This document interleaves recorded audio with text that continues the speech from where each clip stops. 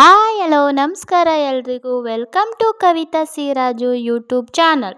Friends, ನಾನಿವತ್ತು ನಮ್ಮ ಮನೇಲಿ ಚಿಕನ್ ಮಸಾಲ ರೆಸಿಪಿನ ಮಾಡ್ತಾಯಿದ್ದೀನಿ. ಬನ್ನಿ ಯಾವ ಥರ ಮಾಡೋದು ಅಂತ ನೋಡ್ಕೊಂಡು ಬರೋಣ.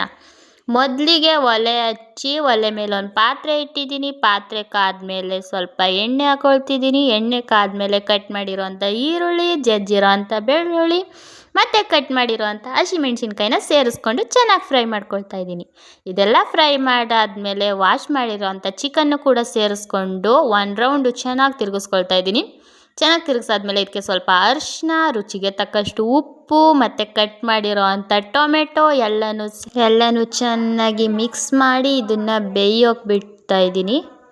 ಇದಕ್ಕೊಂದು ತಟ್ಟೆ ಮುಚ್ಚಿ ಬೇಯೋಕೆ ಬಿಟ್ಟೆ. ನೆಕ್ಸ್ಟ್ ಈ ಕಡೆ ಮಸಾಲೆಗೆ ರೆಡಿ ಮಾಡ್ಕೊಳ್ತಾ ಇದ್ದೀನಿ. ಮಸಾಲೆಗೆ ತುರಿದಿರೋ ತೆಂಗಿನಕಾಯಿ, ಹುರ್ಗಡ್ಲೆ, ಚಕ್ಕೆ ಲವಂಗ ಪೌಡ್ರು, ಶುಂಠಿ, ಬೆಳ್ಳುಳ್ಳಿ, ಕೊತ್ತಂಬರಿ ಸೊಪ್ಪು, ಪುದೀನ ಸೊಪ್ಪು, ಈರುಳ್ಳಿ ಎಲ್ಲನೂ ಹಾಕಿ ಚೆನ್ನಾಗಿ ಪೇಸ್ಟ್ ಮಾಡ್ಕೊಳ್ಳಿ. ನುಣ್ಣಗೆ ರುಬ್ಬಿರೋ ಮಸಾಲೆನ ಬೇಯ್ತಾ ಇರೋ ಚಿಕನ್ಗೆ ಸೇರಿಸ್ಕೊಳ್ತಾ ಇದ್ದೀನಿ.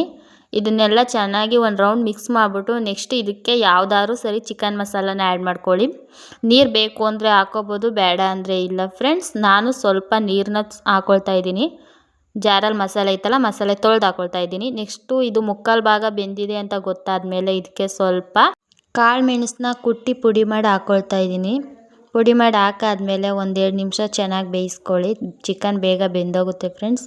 ಇಷ್ಟೇ ಫ್ರೆಂಡ್ಸ್, ಸಿಂಪಲ್ ಆಗಿರೋ ಚಿಕನ್ ಮಸಾಲ ರೆಡಿ. ಇದನ್ನು ನೀವು ಯಾವುದ್ರ ಜೊತೆ ಬೇಕಾದ್ರೂ ತಿನ್ಬೋದು. ಸದ್ಯಕ್ಕೆ ನಾನು ಇದನ್ನು ಅನ್ನದ ಜೊತೆ